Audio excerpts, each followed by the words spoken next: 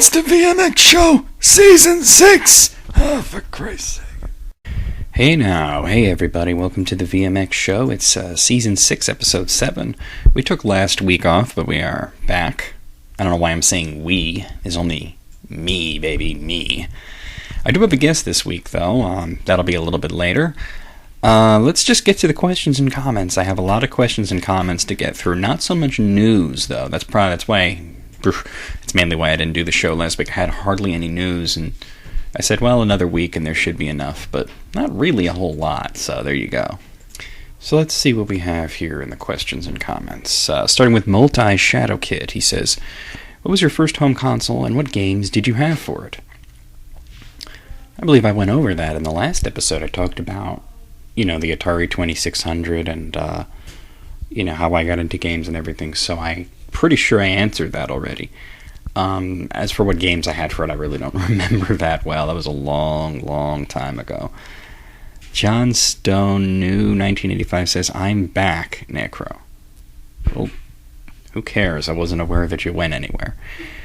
He also posted again up here, says, but I'm not going to be a jerk anymore, so don't block me, Necro. Sorry. I don't know what you're sorry for. I actually ran his this username through my search in my email to see what this guy's talking about, and it just seemed like a bunch of random comments here and there, not a whole lot, and nothing really unusual, so I don't know. Maybe he has another name. That could be it. Well, that's weird, but I'm going to continue on here. There's my window. That's a reply to someone. I keep telling you guys, I wish you would stop replying to each other. It just makes it more difficult to get through this. Sealy Sean 15 says, hi Necro, my friends tell me that the FPS type of game are dying a slow death because of lack of invasion. I think he means innovation. Do you agree, or do you think it is failing because of something else? I don't think it's failing at all. These are some of the top-selling games out there. I'm going to be talking about first-person shooters actually extensively in the interview with my guest, but how could you say they're failing? Dying a slow death? They're bigger and bigger every year. That's just... it's not smart. Alright. Stenley002 says, what do you think about the degrading... Oh, this is a good one. I like this one. What do you think about the degrading of cartoons on TV? For example, Disney starting to make shows only for teenagers and the reign of stupid cartoons on Cartoon Network. Sorry if it was badly written. Well,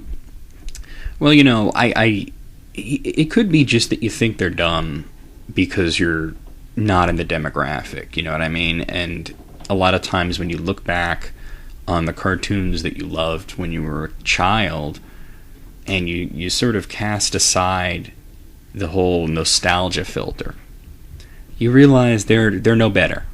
They're no better.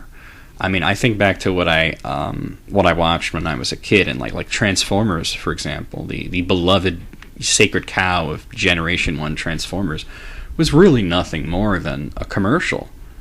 It was fun, and it had an interesting storyline and everything, but it really, then you compare it to like the Transformers cartoons they have today, I actually think are better. So, it's sort of like looking back and you have that nostalgia filter, and then you look at the cartoons that they're coming out with today, and it looks stupid to you because you don't have that nostalgia filter and you're not in the demographic. Now, I do want to mention, you talked about Cartoon Network. One thing that aggravates me is Cartoon Network no longer only having cartoons. They have live action shows now, which is just silly to me. I mean, I understand they have to kind of go where the money goes, and they have to do their best to make a living.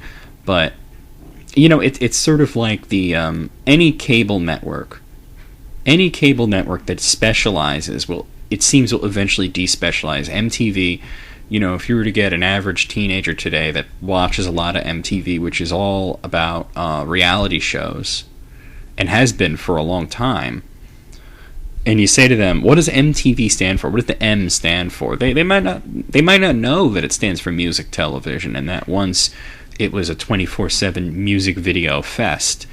And they might say, well, why did they call it that? It has nothing to do with music. And you have to say, well, it used to be different. The Sci-Fi Network now shows things that aren't sci-fi. They're showing fucking UFC matches, for fuck's sake. So, I don't know. It seems that any very specialized cable network is trying to despecialize to get in a wider audience, to cast a wider net. probably because there are so many channels. So that kind of is interesting. I'm going to move along. Azia's Light says, I'm curious about your Kazarth Studios work. What's the process for making the Codal backgrounds? Are you given a list of the type of backgrounds and left alone, or more detailed requests? Let me answer that before I move on to your other questions. Actually, I'm giving a list of the types of background that are needed, and pretty much that's it. I'm pretty much left to my own devices. Sometimes I'll get specific detailed requests, but it's not like it covers the whole thing. Like if I'm doing a desert background, I may have to do more than one desert background, and they'll say, well, we want one that's at night and one that's in the day, and like that. But basically I pretty much do what I want. I do control how everything looks. Do you create multiple backgrounds and then one gets chosen? No, I've never done that. I've done that with title screens because I'm currently doing that with title screen for our next game, Shinadora Zero Chronicles, which I'm making numerous title screens and then letting Tanya pick which one she likes the best. But for the most part, I just do everything the way it is. And finally, between YouTube Partner and Kazarth Studios, do you make enough to quit your day job? Well, we're not quite there yet, but we're getting there. Let's see. Savage Broadcast has some questions. Good show as always, Necro. I have 2 questions. Number 1, what are some sequels you've liked that others have not?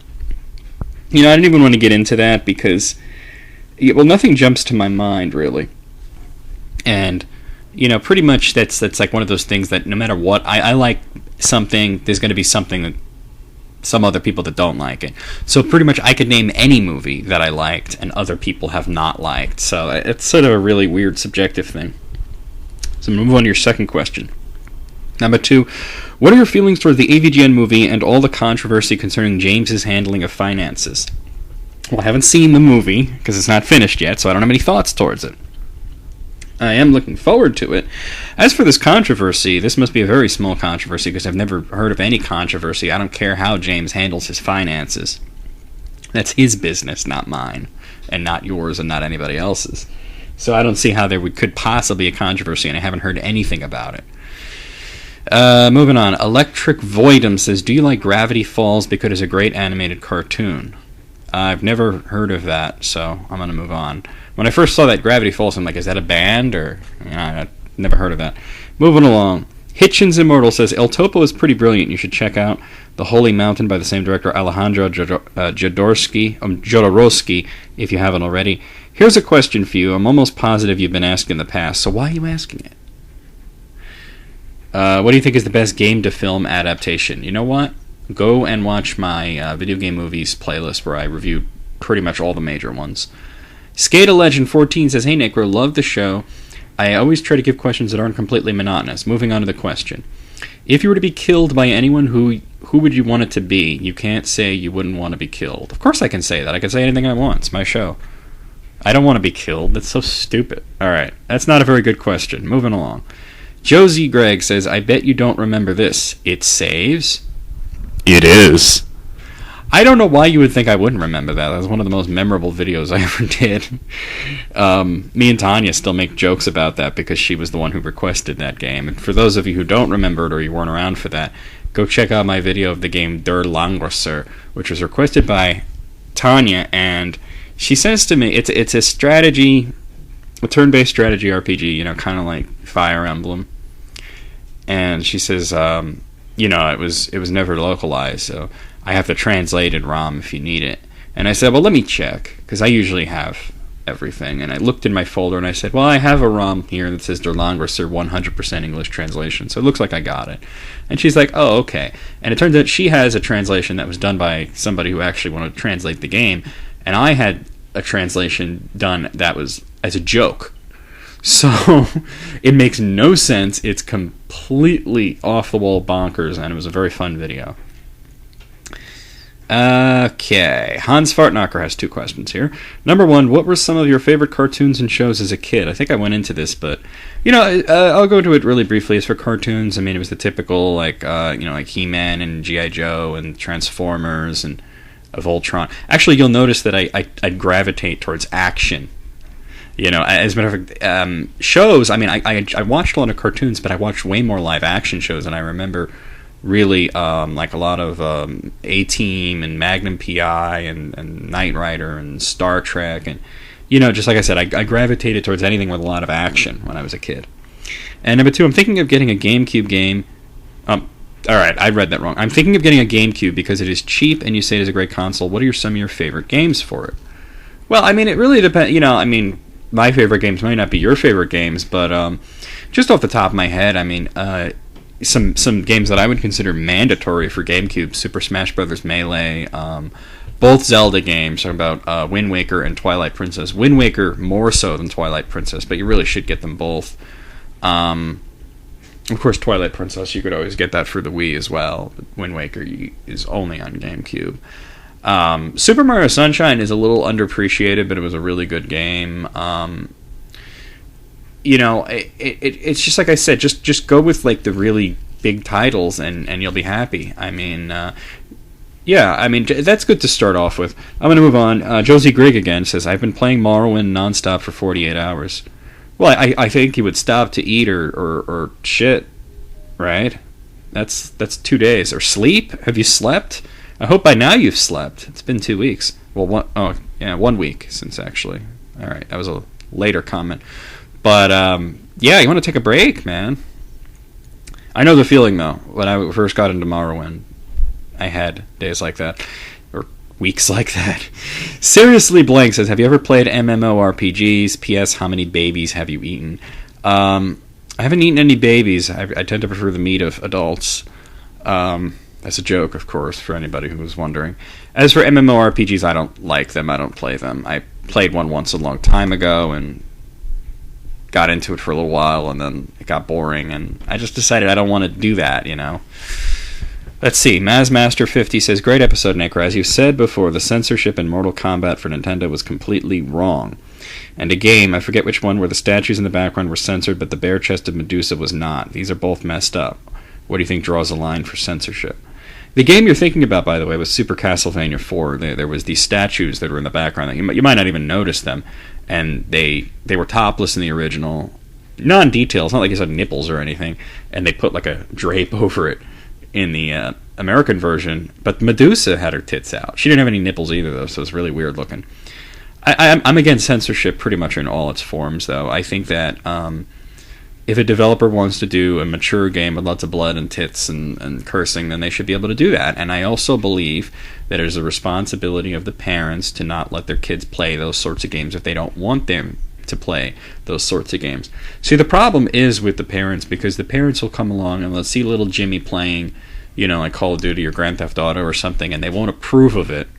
And instead of saying, well, I shouldn't have bought that for him, or I shouldn't have let him buy that, or I should be more careful about what my kid is playing, and I should take responsibility for what my kid is playing, they go after the stores, well, they shouldn't have sold them that game. And then they go after the game makers, well, they shouldn't have made that sort of game. And that's completely the wrong. And that's how censorship starts. And that's, like I said, it's a disavowalment of responsibility on the part of a parent. Moving on. Rocker Josh 717 says, so it takes you 2 minutes to take a shit, eh? You must be very proficient at dropping loggers, or you must have some loose stools. They're regular turds. And as for proficient, I don't know how proficient I am. You just go in and you drop them. I mean, I don't know. Some people, maybe they get all tensed up or something. I don't understand how it could take 10, 15 minutes to push out a log. And I'm going to move on before I gross everybody out. WWE, a whole bunch of numbers, and then QQA says, my second question is, well, where's your first question? I don't see it anywhere. All right. We're just going to ignore that part. My second question is, are you thinking of doing a series of music? A series of music, just anything with music in general. And it would be cool of you to do more JRPG and Dragon Age. I'm going to go backwards here. Starting with Dragon Age. I will return to Dragon Age. I will do the expansion Dragon Age Awakenings. Probably sometime next year. Not sure exactly when. JRPGs, I always kind of avoided that in my LPs because I figured, people didn't want to see it. But according to a lot of people who have talked to me in VMX show, people do want to see it.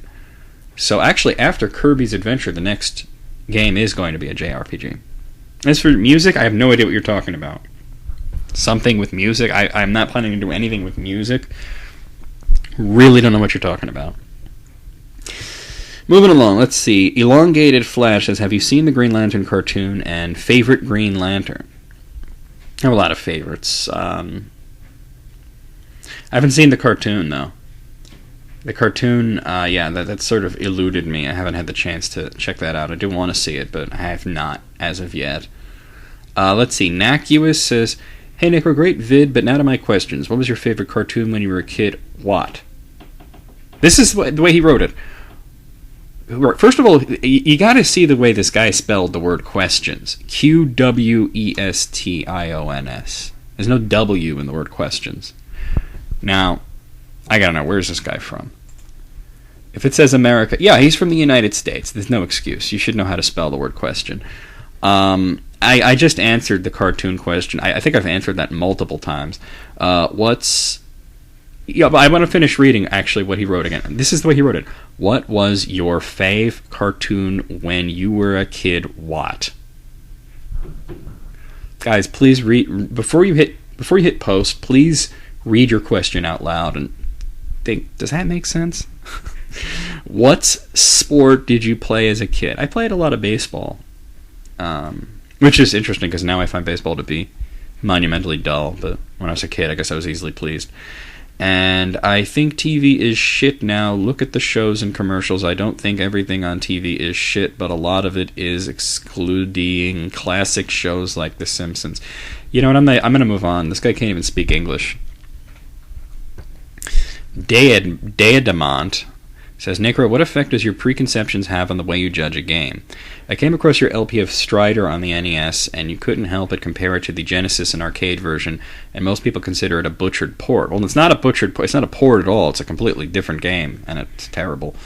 I actually prefer the NES version, as I wasn't even aware of the Genesis or arcade version until much later.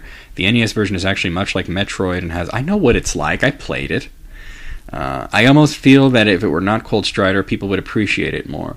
Well, maybe more. Maybe the negative comparisons to the arcade and Genesis title would not be made, but I don't think people would appreciate it very much because it's not very good. It has very bad collision detection and controls. And there are preconceptions, but I am not a biased person by nature. Like you'll see a lot of videos where I'll be like, I got a bad feeling about this game. I think this is going to suck. And then I'll enjoy it, and I'll be very pleased with it. And then there'll be things like, this looks interesting, and then it'll be totally terrible. So it doesn't really... It affect... the preconceived notions affects what I say at the beginning of the video, but it's not necessarily going to affect the end result. Moving along. Future Gamer 24 says, hey, Necro, great episode. Thank you. Here's my question. I just saw the Man of Steel movie teaser, and it looks amazing, and a very dark Superman movie. If you saw it, what did you think of the teaser?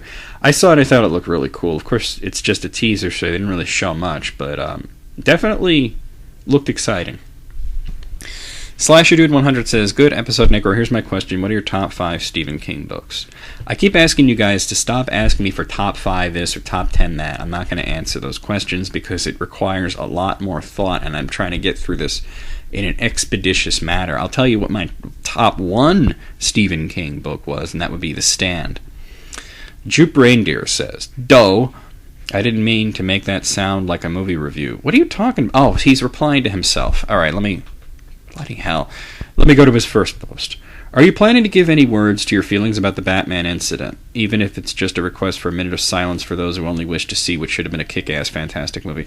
No, I'm not planning on really talking about that. I mean, it's there's not much to say other than it was obviously tragic.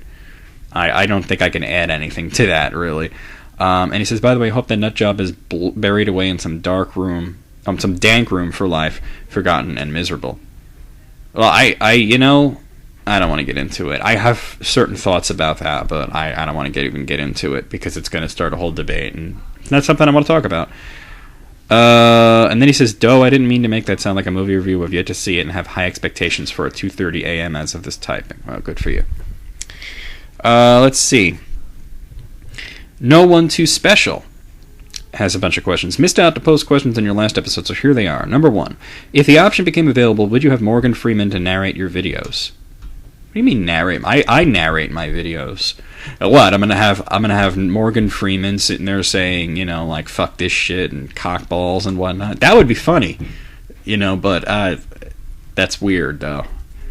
Like, maybe there would be, like, a computer program where you say all the words and then it translates your voice into Morgan Freeman. Like, it modulates it and you become Morgan Freeman. That would be pretty awesome. I would just be sitting there saying things like, I'm a sassy little boy, or whatever, just to hear him say it, because it would be funny. Number 2, Super Nerd Time. Do you think it would be even possible to have a Marvel and DC crossover?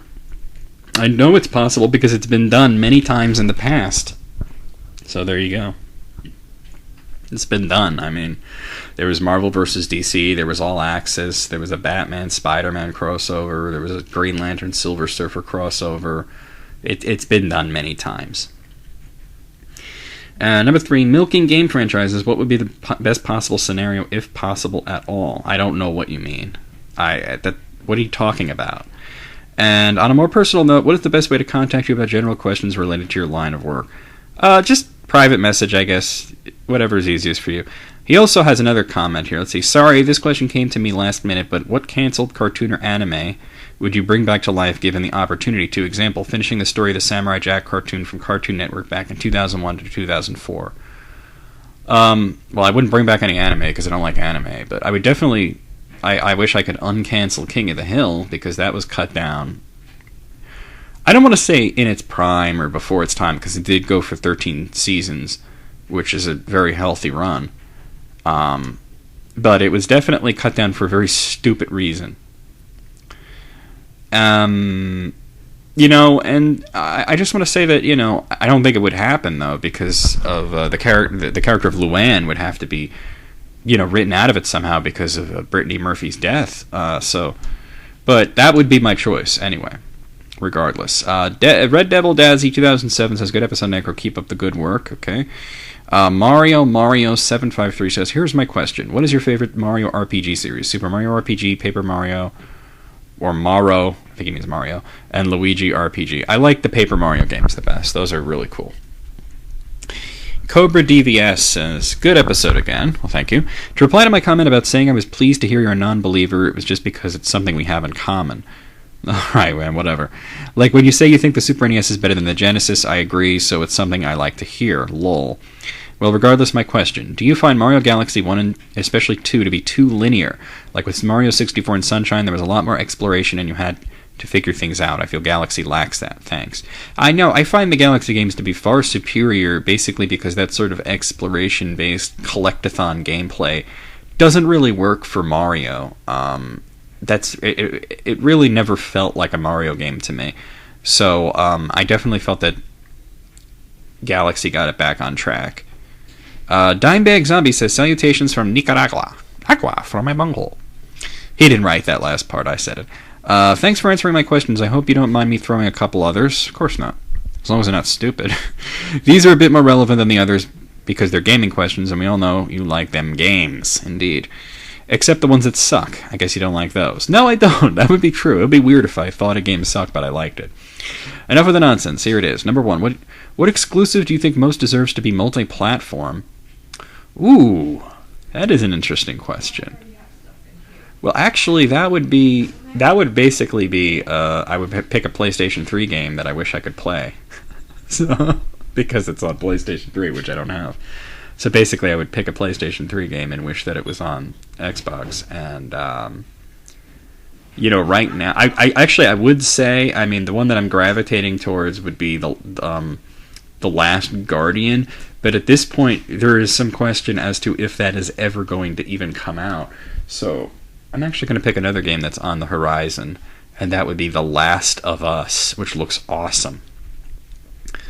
Number 2, what gaming villain would you say is most developed, but at the same time, the most fearsome? Now, this is interesting because video game villains do tend to be underdeveloped, and when they do get developed, they tend to become sympathetic and not as scary. So that is a very interesting question.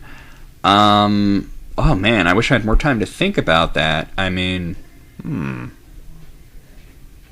Yeah, because it is true that when you get to know a video game villain and their whole backstory and their and their rationale and everything, that they're not as scary anymore. You know what I mean? Like, even one of the greatest video game villains of all time is Kefka Palazzo. He wasn't all that developed, you know what I mean? They kept him to being basically an archetype. So, I'm gonna have to... That is interesting. That is really an interesting question. I think that sometimes developing a villain does come at the cost of making them fearsome. At the risk of sounding like I'm being nepotistic, I would put forth Antocalius for that, though, from Chronicles of a Dark Lord, because he does get very developed, and he still remains to be one scary motherfucker, especially as you'll see in the sequel. I'm going to move on here. WWE Nintendo Fan 01 says, I already had some random questions, but YouTube didn't let me post it, and I'm freaking tired of putting it back. Some make yourself 3 questions and then answer them about whatever. I promise next time there will be random questions. Okay, I'm going to ask myself 3 random questions and answer them. That is a very bizarre concept. Okay, let's see. What is your favorite pie, Necro? My favorite pie would be apple pie. Oh, well, that's interesting. I'm glad to hear that. Okay. The second random question is, have you ever hit somebody over the head with a controller? Well, no, I have not done that, although I think I hit somebody in the ass with a controller once. Okay. And random question number 3, Necro. Let's see. I'm trying to think of one here. It's not as easy as I made it sound for the first 2 there, huh? Oh, here, random question. What time is it right now? Well, it's 11:36 a.m. There you go. 3 random questions asked and answered. It's very bizarre, but I'll go with it. Whatever works. Uber McPhailsaw says, do you like any comics by Bob Burden? Oh, I'm going to have to look that name up because it's not ringing a bell for me. So let me look it up here. Bob Burden. Oh, he's that flaming carrot guy. Okay, yeah, I believe I've never actually read any of his stuff. So there you have it. Moving on. Fang Streiser says, hey, Necro, great show as always. Since you're so knowledgeable about RPGs, I just want to ask if you played the Shadowheart series, and if they're worth playing or if they're a waste of time. Thanks, and keep up the good work. I have not played the Shadowheart series, so I can't really tell you anything about those. The Castle Boss says, hey, Necro, nice to hear you're also a Dream Theater fan. Yeah, that's right. I also know how to spell their name. John Petrucci is a genius and one of my guitar heroes. No pun intended. Okay, maybe a little. As for the question, number 1, what is your favorite album of theirs? The most recent one, I think, is my favorite right now, which is called A Dramatic Turn of Events. Very awesome album. And number 2, how do you feel the last 2 albums compare to their earlier releases? They're better. Well, actually, it's interesting. I definitely, like I said, A Dramatic Turn of Events is my favorite. The one before that was Black Clouds and Silver Linings, and I liked it a lot, but I think that it really kind of showed that something needed to change, and that was the last one with Mike Portnoy on drums. I think that it didn't break as much new ground. I mean, usually every Dream Theater album is its own kind of entity, and has their own identity, and I felt that was a little lacking on that one. I liked it a lot, but I felt that it was not as good as the previous effort, Systematic Chaos. But, the first few albums, like the first album, When Dream and Day and Night, is very underrated. It gets, a bad rap because the bad production, and they had a different singer, although Charlie Dominici was a great singer. He just wasn't right for Dream Theater. And the second album, Images and Words, tends to be the one that everybody slobbers over, and it's the holy cow, it's the idol. And it's honestly my least favorite. I think the production is terrible. I think the songs are good, but they lack punch. All those songs. It's kind of interesting. I'll tell you a quick story. I had seen Dream Theater in New York City. Last time I saw them, actually, was in New York City. They were opening for Iron Maiden, and I saw them at what is that called? Madison Square Garden. So I went to see Iron Maiden, and Dream Theater to open for them, and they played mostly newer material, and then they at the very end they played Pull Me Under, which was like their big hit, and that was on Images and Words and everything. And I was like, all right, they have to play Pull Me Under. I mean, they got it. It's like their biggest song. on the way out of the theater, I was talking to a few people, and this one guy mentioned that it was his first time seeing Dream Theater. And he was, blown away by their performance. They're always great live. And, he said, well, pull me under at the end. What was up with that? And I said, well, they got to play it. It was their biggest song. And he says, no, that's not what I mean. I mean, it sounded really heavy, like it was like a real metal song. I didn't expect that. And I said, oh, back when they were recording Images and Words, they had a producer who didn't like them and basically wanted to make them sound like something they weren't, and that's why those songs don't come across heavy on the album. And then, I remember the first time I ever saw them, they came out with Under a Glass Moon, and I was like, whoa, that song is actually heavy. So I think that the sound of that album got really compromised. Alright, I went on too long about Dream Theater. Let's move on. Dimebag Zombie says, hey, Necro, a question came up earlier today when I was talking with a friend about how the Star Wars franchise has been milked to oblivion and back. The question is more about George Lucas and his actual abilities as a director. Here it is. Looking at the significant loss of quality in Lucasfilms and seeing his attitude as a director, do you think he'd be able to make a good movie even if he tried now? Do you think he's a has-been, or do you think he has untapped potential lost to greed? I never really thought he was much of a director. I think his skill is more as a writer and producer. Remember that out of the original trilogy, he only directed the first movie. I think that, you look at his directorial body of work and you have movies like Howard the Duck and, not exactly great. So I don't think it's a matter of that he's become a bad director. I think he never was a good director. He just had a good story to tell. So there you have it. Dave Cornfan says, holy shit, Dark Knight Rises. Tom Hardy's Bane was awesome. If you've seen it yet, I haven't seen it, so I'm not going to talk about it. If I see it, well, I will see it, but if I want to talk about it, I'll talk about it. Stop pumping me for information, guys. Pack is back 04 says, cool show as usual, Necro. My question is, what is your favorite soundtrack from a game in 2011? Mine would either be Skyrim or Pokemon Black and White. Oh, it's very tempting to say Skyrim. I think I will. I think I will say Skyrim. Moving on. Last question.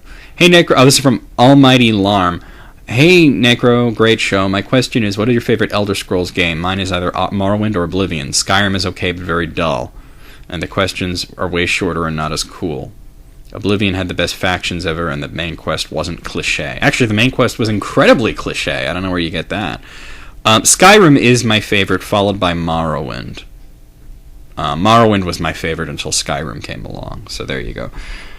So yeah, that's it for questions and comments. I do have a guest here.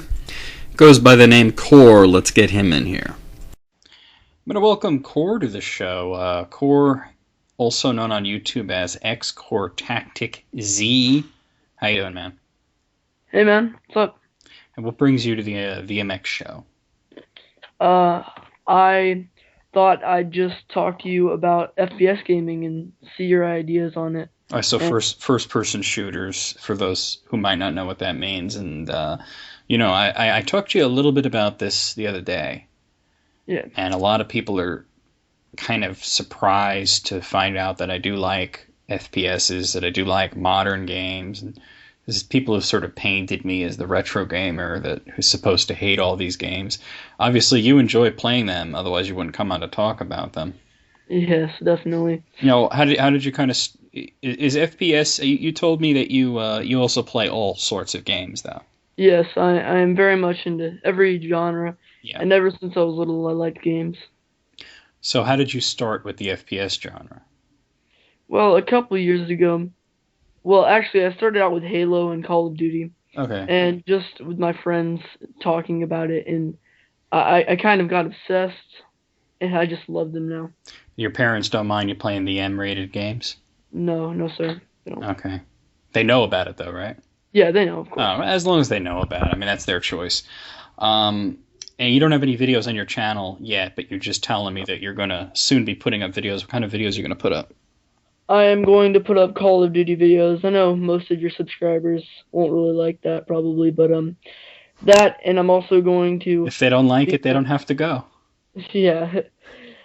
And I'm also going to be posting some old N64 Pokemon, all kinds of Oh, games. okay. So a wide variety. So what did you want to ask me about FPSs? Well, I want to know your like what do you like about them and what not do you like about them, and just any ideas you have about them in So, general. well, what I like about them, that's hard. That's kind of hard to tell because I started, I'm twice your age, more than twice your age. I started very early. The first FPS game that I ever played was called Spear of Destiny. I don't know if you've ever heard of that one. No, I have not. Have you heard of Wolfenstein 3D? Yes, I have. Yeah, Spear of Destiny was the next game in that series after Wolfenstein 3D. Oh, And my uncle had it on his computer, and I played it, and it was just fun, And then later on, I got into Doom and Quake oh, and Duke I love Nukem you.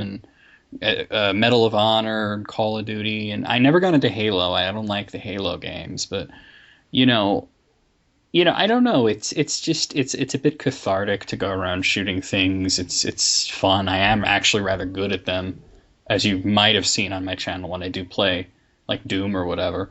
Um, what I don't like about them, the modern ones have. I don't know. This is tough because a lot of people have gotten used to the mechanic of not having a health bar, and instead of being able to heal yourself throughout a level with pickups, you're just supposed to kind of stay still for a while and your health will regenerate. Yeah. And Halo was the game that started this, and it made sense in the context of that game because you figure he's wearing the power armor and it's probably doing something to him. But when it pops up in a game like a more realistic game like Call of Duty or whatever, I don't know, it kind of irritates me in a way. I Oh, I miss to me it also kind of takes away the challenge. Now that's not to say I don't like these new Call of Duty games because I actually really like the stories that they're telling. oh definitely. Oh, go ahead. Never mind. Oh yeah, I mean like storytelling and has always been like an RPG thing. Adventure, action, that kind of thing. First person shooters, they're usually just, a page of instructions telling you, what was up, and then you just shoot monsters or demons or Nazis or whatever, Yeah. until the level's over. But, some of these modern games have some really good storytelling within the gameplay. And that is what I like, but it does kind of take me out of it a little bit when instead of making the challenge managing your health, the challenge is from just avoiding getting surrounded. Yes. And I don't know, it kind of changes the dynamic a little, and I think it does make sense when you're doing something like Halo, but when, have you played Call of Duty Modern Warfare 1? Yes, I have. I've played COD 4. Okay, so you remember the Chernobyl level. Yeah, yeah. I mean, on average, the part where you gotta defend yourself at the Ferris wheel, how many times do you get shot? Um, Hundreds of times. definitely yes. Yes, it's You would have died. it's very difficult, and especially if you play on a hardened or veteran, And I do play on hardened, so that was very rough for me. Uh, And that that one part was like playing on veteran. You know what I mean? I couldn't put up with that. Holy crap, Yeah, no. it was rough, but no, I managed to do it eventually after about 30 retries. But it's crazy because I'm thinking I just got shot like 30 times, and all I had to do was like duck behind a gazebo and wait a few seconds, and I'm like tip top shape. Now, I mean, at the same time, it didn't make much sense in the old school games to just walk over like a med kit and immediately be at full health. Yeah. Because Realistic. yeah, realistically, you get shot but there is a suspension of disbelief, is what I'm trying to say. I just think they're stretching it a bit.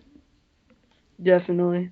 They need to put I don't know, more of like a realistic feel into the modern games instead of like duck under something 5 seconds and then you're back to 100% health. It makes no sense.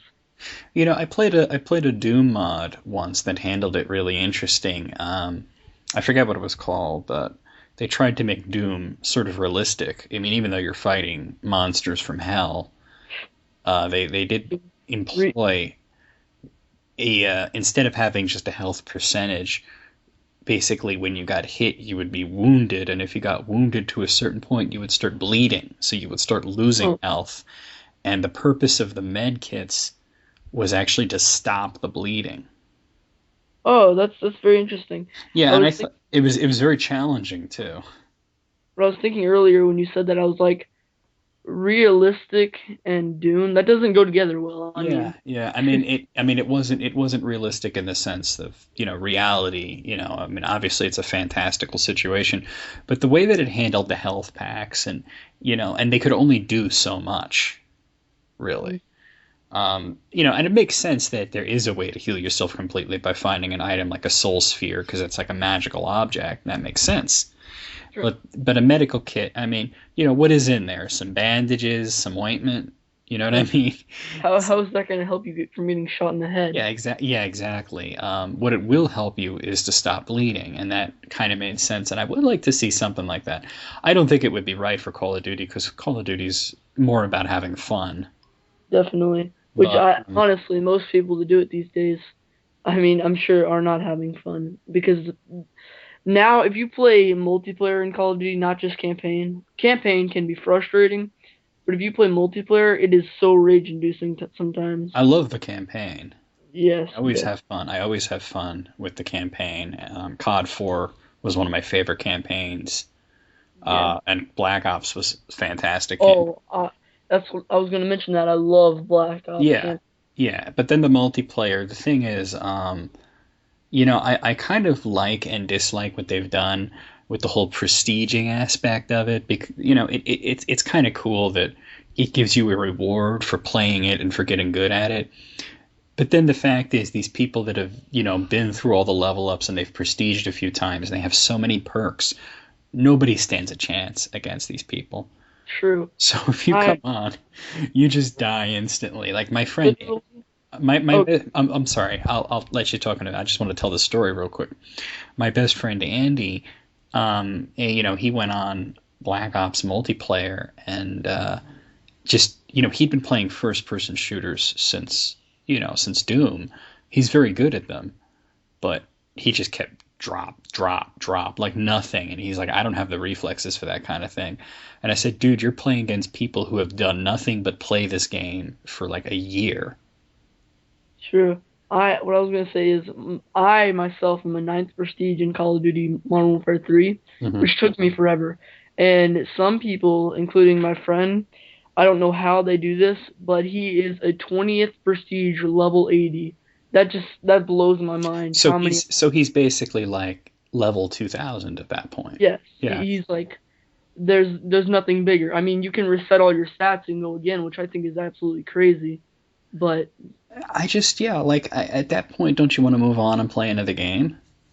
yes, definitely. You know, Like I mean, kudos to him for getting his $60 worth, but yeah, and more so. But honestly, I like to finish a game and then move on to the next one, yes. especially since I have so many games I haven't played. Yes, and what they're doing, what I was going to mention was, um, like I was saying, it really gets boring at a point, like where I finish something, I go like a lot into it, and then I just get bored with it. And with the new Call of Duty game that's coming out, Black Ops 2, I'm looking forward what, to that. yes, what they're doing is they're making it like in the future, not realistic like Yeah, now, yeah. which I think is going to be so cool. And I've seen the commercials like with all the mechs and everything. They're go ahead. No, I go ahead. I wasn't saying anything. They're really adding it in. I think it's going to be great. Uh, I gotta agree with you on that. I think that it's funny because a lot of the people who are sort of anti-COD are like, oh, it's the same thing every year. It's the same thing. It's just new guns and maps. And then when they do something different, it's like, oh, it sucks because it's different. So I know. you can't please people. I think that it is a big risk that they're taking, but then again, it is guaranteed to sell a lot of copies. Another thing about I just thought of this actually just now is with all this leveling up and prestiging and stats, they've really taken what used to be just a straight deathmatch style of gameplay and basically turned it into an MMO. Oh, that's true. I never thought of it that way. Yeah, I mean, because it really, when you're sitting there and you're thinking about experience points and stats and perks and prestiging and levels, it's really not all that different from playing like World of Warcraft. Yeah, true. And another thing you were talking about, as you level up and get so many perks that you just become kind of like a superhero, like no Yeah, one can defeat you. In Modern Warfare 3, they introduced a instead of like kill streaks like attack helicopters and crazy things like that, they introduced something called the specialist package, which basically, as you go on to get more kills, you get another perk and another perk. And at like 8 kills, yeah. you get a specialist bonus where you get like all the perks. And that's crazy. It's less irritating than the helicopter, though. Oh, yes, true. I mean, no matter what they're going to do with the perks, it's going to be irritating to people. But I think that the helicopter thing, that was nobody wanted to deal with that. I don't know if you've played Modern Warfare 2's multiplayer, I don't do but the multiplayer. literally, oh, yes. Yeah, Well, anyway, if it's only people trying to get the helicopter anyway. So true. If you played Modern Warfare 2's multiplayer, you can join lobbies and you will just get spawn trapped, just killed, dead by like huge kill streaks like AC-130s. so And they don't have a mechanic in place to randomize where you spawn. well, they do, but it's in Call of Duty. Like I love games like Battlefield too, which in Battlefield there's bigger maps and everyone is like more like spread out, so you don't have to worry about the spawns. But Yeah. in Call of Duty, literally, if you hold like on domination, there's 3 flags you hold. If you hold 2 flags and like lay down at a place, and the other person is at this flag, literally all those people that are getting spawn trapped have nothing. Like they can't do anything. All they're gonna do is die, die, die. Yeah, it is irritating. I don't know. I said whatever happened to just playing co-op. That's what I always like was going on and playing co-op with people. Yes, I remember. I don't know. Like before I got into the Xbox 360 and playing Call of Duty on that, I used to play the Wii for the earlier Call of Duties, and even the GameCube back when they had those games. But Oh, those are the spin-off ones. yeah, Yeah. and me and my friends wouldn't. I watched your I believe it was Urban Legends, or was it That Clear? was no, that was Clear and Confusion. Yeah, Yeah. okay. And me and my friends would just get our controllers and go over to his house or my house, and we'd play the co-op for just hours and hours and hours. Yeah, you used to do that with Medal of Honor Frontline on the GameCube as well. A lot of fun.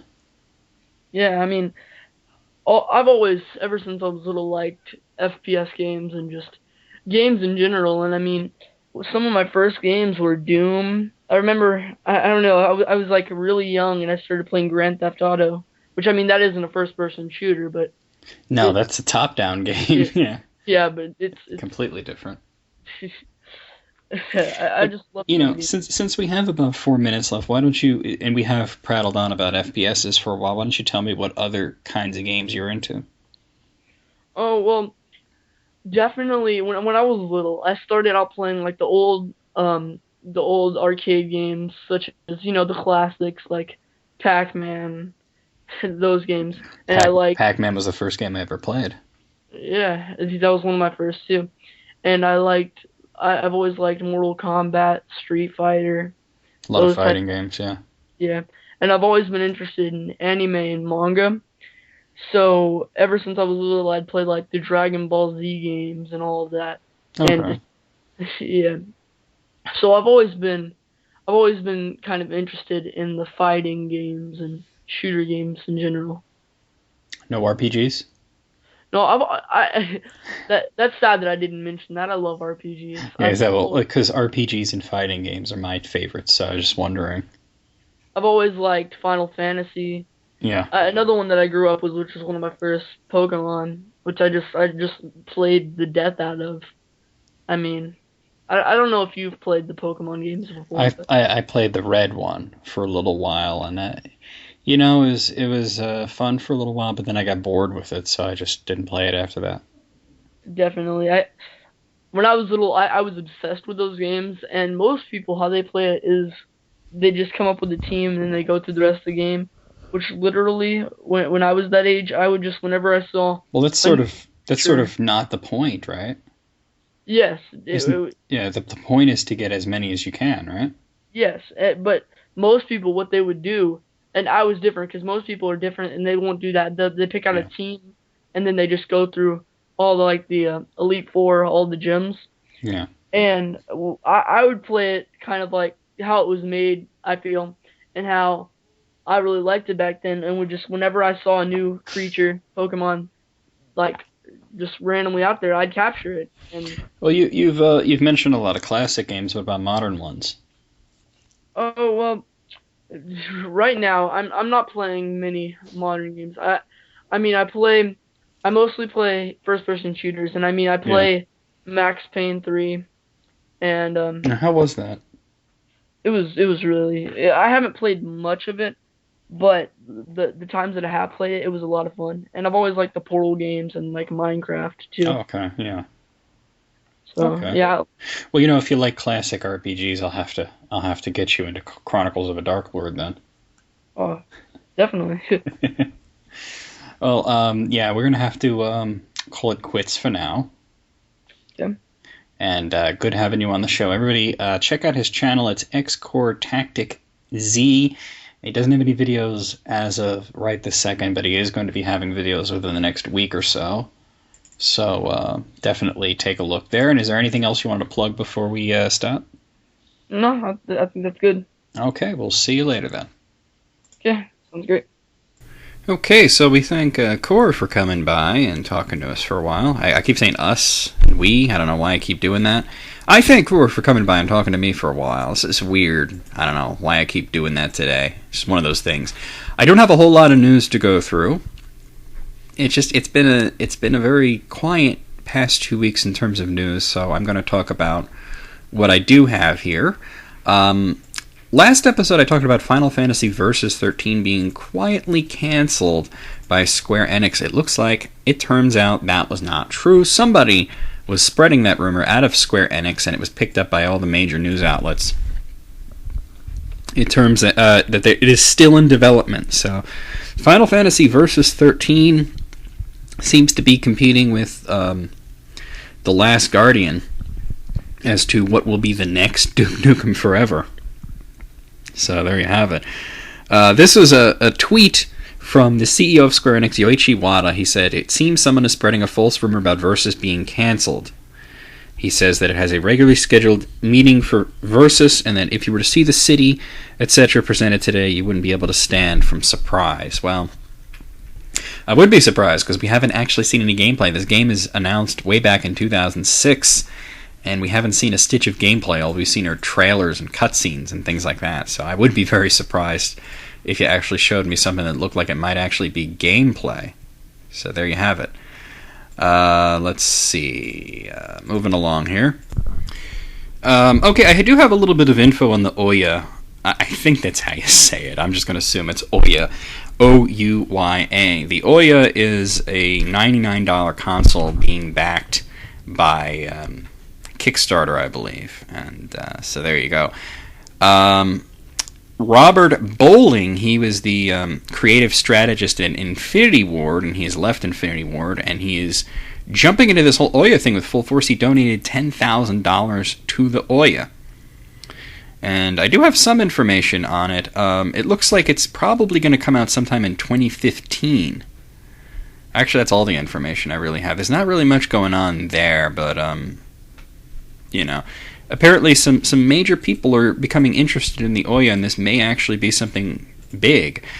Penny Arcade's on the Rain Slick of Precipice Volume 3. I'm sorry, on the Rain Slick Precipice of Darkness Volume 3, which was made by Zeboyd Games. It is getting some DLC that is coming soon. The DLC, actually there's going to be 2 DLC packs. The first one is called The Lair of the Seamstress. I don't know exactly when it's coming out, but Tycho of Penny Arcade suggests that it may be shown at PAX Prime. He says, we don't know when exactly, but apparently there's some kind of big convention or something next month. Maybe we'll try to put it out then. So there you go. There is also one more DLC pack planned, and these will be free, by the way, and there will indeed be a Rain Slick Precipice of Darkness Volume 4. No news yet on when that's coming out, except that it will be also developed by Zeboyd Games. So there you have it. Okay, now this is a really stupid news story. There was a Call of Duty Modern Warfare 3 commercial that was airing in the UK, and apparently it was considered too violent, and it was banned. Now here's the problem. The ban for this came out months and months after the commercial had already stopped airing. I mean, think about it. Would they be showing commercials for Modern Warfare 3 today? No, of course not. That's stupid. So, I mean, yeah. I just wanted to talk about that. They got some weird... They're focusing on some really weird shit over in the UK. They're saying that, this is, to prevent people from making commercials in the future like that, but it's just stupid. Okay, some interesting news for fans of Atlas. Their CEO has decided to step down. It looks like he is retiring. Shinichi Suzuki, he's now the former CEO of Atlas, and he will be succeeded by Naoda Hiroka, who was the head of consumer business at Index Corporation, which is the company that owns Atlas. And this is what he said in his parting salvo. He said, in the time since I assumed the role of president and CEO of Index Digital Media Incorporated, the company has experienced tremendous success and growth. I am so proud to have served at the helm of such a well-loved brand as Atlas. I thank my staff and all of the fans that continue to support the company and its games. So he will actually stay at the company for a few more months as a consultant to make the transition easier.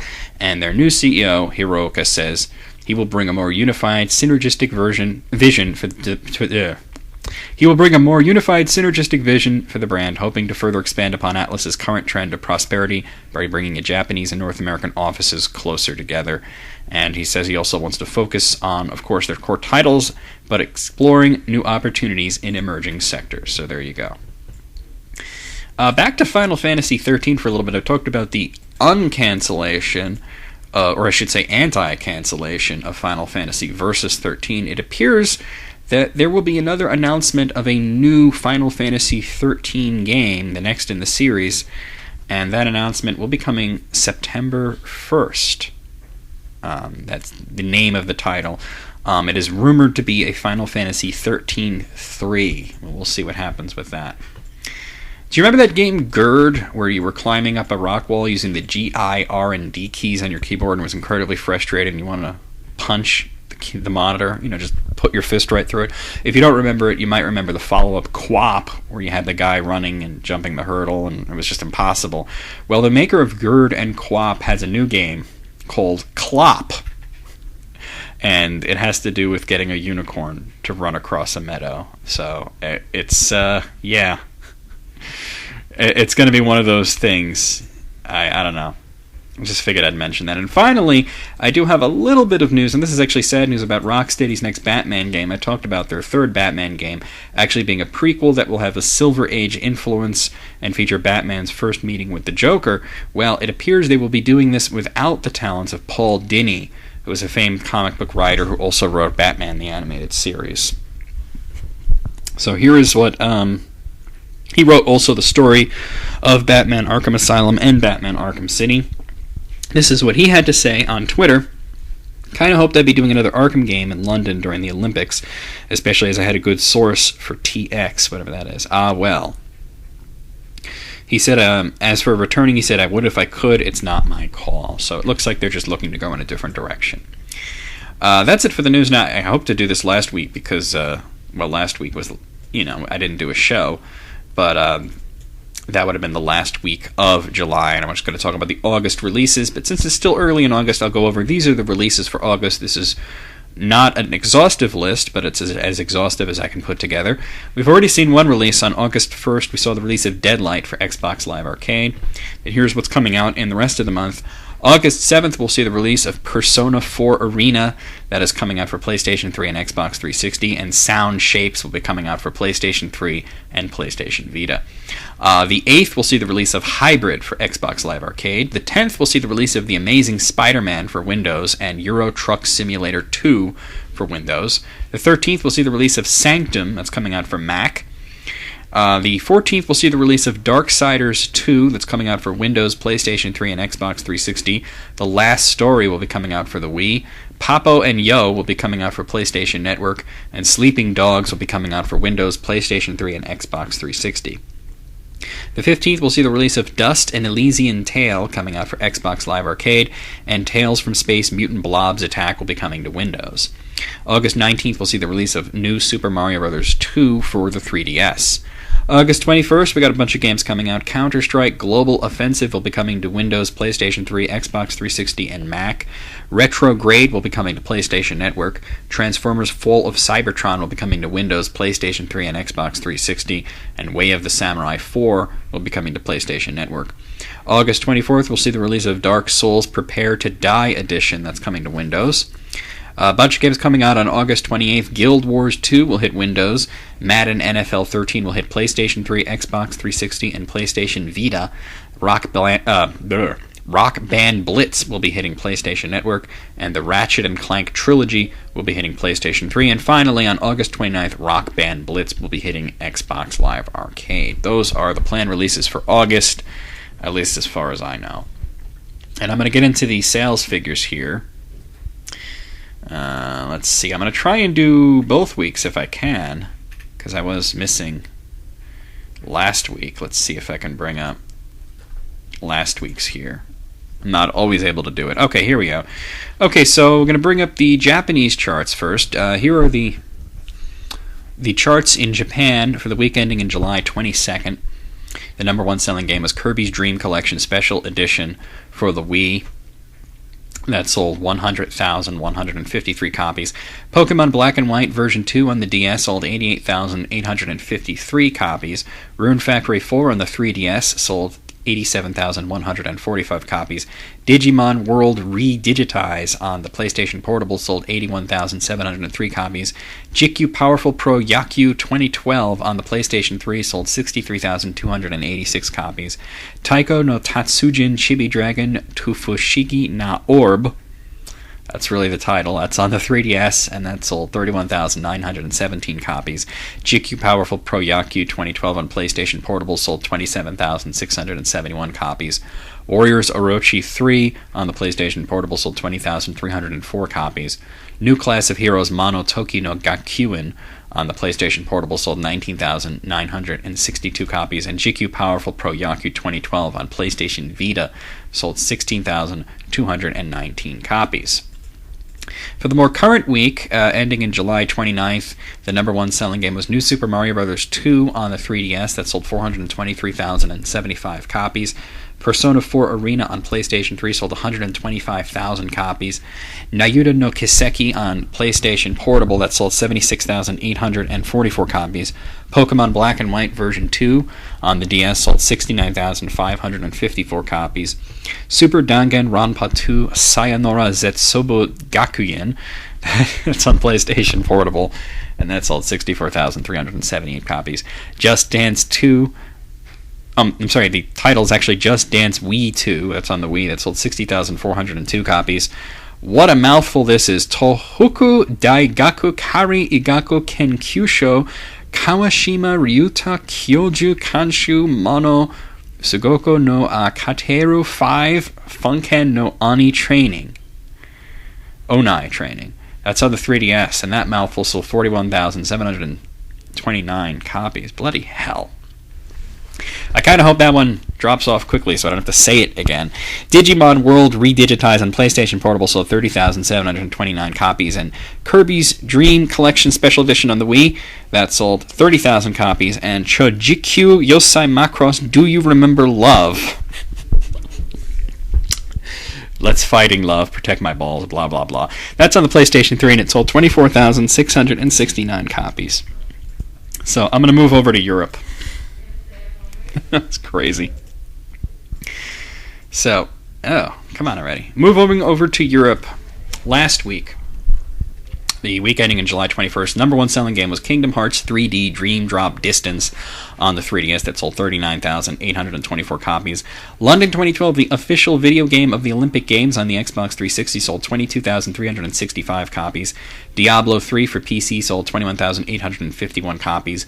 London 2012, the official video game of the Olympic Games for PlayStation 3, sold 21,061 copies. Call of Duty Modern Warfare 3 on PlayStation 3 sold 16,462 copies. Lego Batman 2 DC Superheroes on the Xbox 360 sold 16,283 copies. Tom Clancy's Ghost Recon Future Soldier for the Xbox 360 sold 16,124 copies. FIFA Soccer 12 on the PlayStation 3 sold 15,576 copies. Mario Kart 7 on the 3DS sold 15,554 copies, and Max Payne 3 on PlayStation 3 sold 14,586 copies. Going for the past week of July, ending in July 28th, the number one selling game in... Oh, that's global. Gotta keep hitting the thing. In Europe is London 2012, the official video game of the Olympic Games for Xbox 360. That sold 26,060 copies. London 2012, the official video game of the Olympic Games for PlayStation 3, sold 23,278 copies. Kingdom Hearts 3D Dream Drop Distance on the 3DS sold 22,055 copies. Diablo 3 for PC sold 17,858 copies. Mario Kart 7 on the 3DS sold 17,503 copies. Lego Batman 2 DC Superheroes on the Xbox 360 sold 16,119 copies. Super Mario 3D Land on the 3DS sold 15,217 copies. FIFA Soccer 12 on the PlayStation 3 sold 14,694 copies. Call of Duty Modern Warfare 3 for PlayStation 3 sold 14,259 copies. And Max Payne 3 on the PlayStation 3 sold 13,886 copies. Let me move over to the United States. USA. And I gotta go to the last week, the week ending in July 21st. Here we are. Okay. The number one selling game was NCAA Football 13 on Xbox 360. That sold 108,689 copies. Kirby's Dream Collection Special Edition on the Wii sold 100,153 copies. Pokemon Black and White version 2 on the DS sold 88,853 copies. Rune Factory 4 for 3DS sold 87,145 copies. Digimon World re-digitized for PlayStation Portable sold... you see, I'm on the wrong thing. This is global. This thing is... trying to go back to last week is a pain in the ass. I'm sorry. Ignore that. Okay, so here we are. These are the United States charts for week ending in July 21st. The number one selling game was still NCAA Football 13 on Xbox 360. That sold 92,386 copies. NCAA Football 13 on PlayStation 3 sold 66,103 copies. Heroes of Ruin on the 3DS sold 30,143 copies. Lego Batman 2 DC Superheroes on the Wii sold 23,370 copies. MLB 12 The Show on PlayStation 3 sold 22,463 copies. Lego Batman 2 DC Superheroes for Xbox 360 sold 20,739 copies. Wii Sports on the Wii sold 19,565 copies. Pokemon Conquest on the DS sold 18,501 copies. Call of Duty Modern Warfare 3 on the Xbox 360 sold 16,767 copies. And Just Dance 3 on the Wii sold 16,290 copies. Going to the more recent, and I gotta hit United States... This is the past week for United States. It's pretty much the same list. NCAA Football 13 on the Xbox 360 was the big seller. That sold 43,895 copies.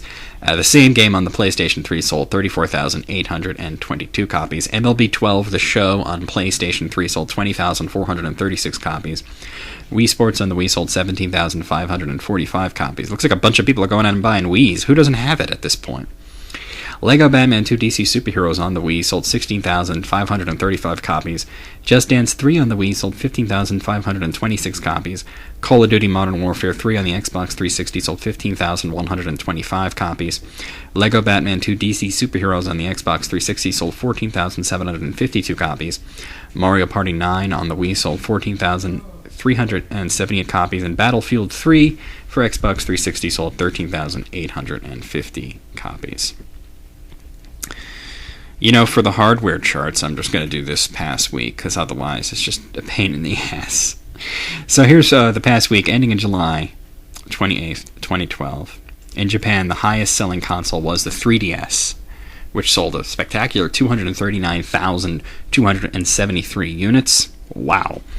At a very, very distant second, the PlayStation 3 moved 17,532 units, the PlayStation Portable 13,366 units, the Wii 10,641 units, the Vita 9,874 units, the DS 1,169 units, and the Xbox 360 824 units. In Europe, the big seller was also the 3DS, 71,708 units sold there.